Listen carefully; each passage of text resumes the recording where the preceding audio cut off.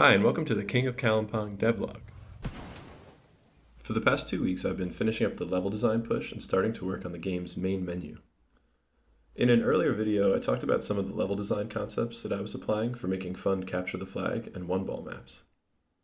After some further playtesting, we realized that it would be difficult to design a map that worked well for both capture the flag and one ball. We were analyzing Donut, a blocked out map that's been consistently fun for capture the flag, a mode which we previously thought might just be too boring to ship, but hasn't really been great for one ball. It's interesting to us because one ball was actually a mode that made some of the older maps more fun when we thought capture the flag was getting a little boring. So I think this means that our mental model about what makes a fun map was not quite right, or at least was poorly defined. Donut does a couple of key things well. It has good sightlines, particularly from the spawn areas. There are central obstacles which prevent you from beelining it from flag to flag. The boost jumps on the perimeter make those perimeter runs viable, and the elliptical shape helps maintain momentum. And lastly, it's small, so you're always in the action. These features make the capture the flag games more fun.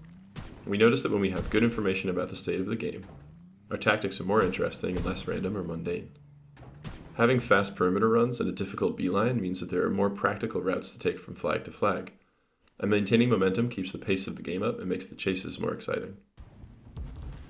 These features don't map perfectly to one ball.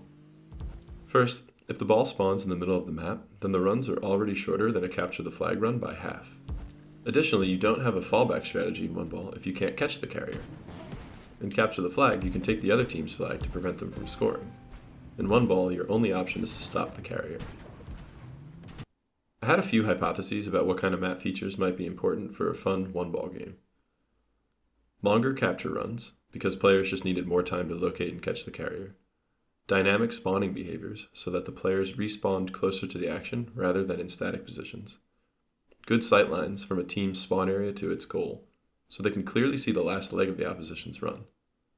This also increases the tension for the carrier, because they know they're out in the open. And lastly, a totally different layout. I thought one-ball maps might be better if they took the shape of a triangle, where each vertex is either the ball's spawn point or a goal. Our first playtest with this experimental layout was a lot more fun. The triangle shape worked well. Resets after a goal brought everyone back to a neutral position. Dynamic spawning helped balance chasing, and turnovers were exciting and moved the chase run to a different area of the level altogether. There's definitely more to learn here and a lot of fine-tuning to do, but the new layout feels promising, and it's a big relief to be able to design maps for a single game mode. The other thing I've been working on recently is the game's title screen and main menu. This is very much a work in progress and will change a lot, hopefully for the better, but the general layout is more or less there.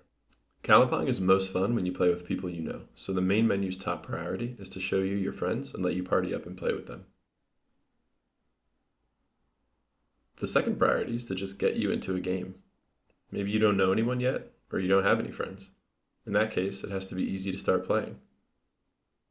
Everything else, customizing your vehicle, buying cosmetics, changing your settings, these are lower priority. It has to be clear that you can do that stuff, but none of that stuff matters anyway if you're not able to get into games and have fun with your friends.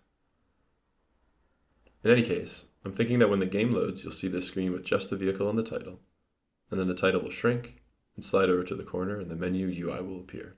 And the goal is to make it really obvious and really easy to find your friends, party up, and get into a game.